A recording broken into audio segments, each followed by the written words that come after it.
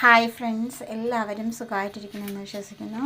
ഞാനിന്നിവിടെ ചേമ്പ് കിഴങ്ങ് റെസിപ്പിയാണ് ഉണ്ടാക്കാൻ പോകുന്നത്. ഒന്ന് ലൈക്ക് ചെയ്യണേ, സബ്സ്ക്രൈബ് ചെയ്യണേ. ഇതൊന്ന് തൊലി കളഞ്ഞ് കഴുകി വൃത്തിയാക്കി എടുക്കാം. ഒന്ന് കഴുകിയെടുക്കാം. ഇനി ഇതൊന്ന് വേവിച്ചെടുക്കാം. റെസിപ്പിയാണ് ഉണ്ടാക്കാൻ പോകുന്നത്. കുറച്ച് ചവ്വരി, കുറച്ച് പച്ചരി, കുറച്ച് ചെറുപയർ, ഇത് മൂന്നും കൂടി വൃത്തിയായിട്ട് കഴുകിയെടുക്കാം. ഇതൊരു പാത്രം എടുത്ത് ഇതിലിട്ട് കൊടുക്കാം.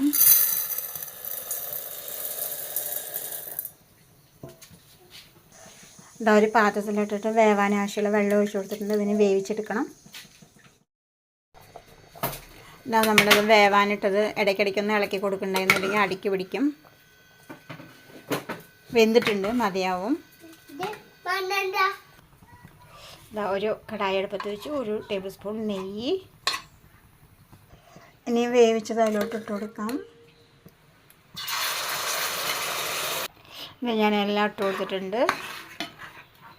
ഈ ശർക്കര അരിച്ചിട്ടൊഴിക്കണം.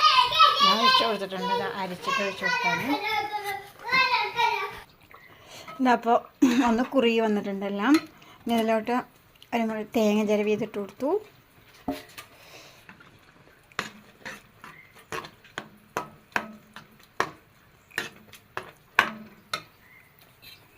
ചേമ്പ് കിഴങ്ങ് വേവിച്ചത് പൊടിച്ചത് ഇട്ട് കൊടുത്തിട്ടുണ്ട്. മുഴുവൻ ഇട്ടില്ല, കുറച്ച്.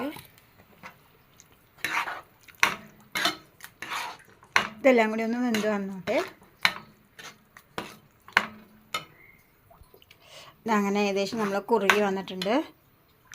ലേശം നെയ്യ് ഒഴിച്ചു കൊടുക്കുക.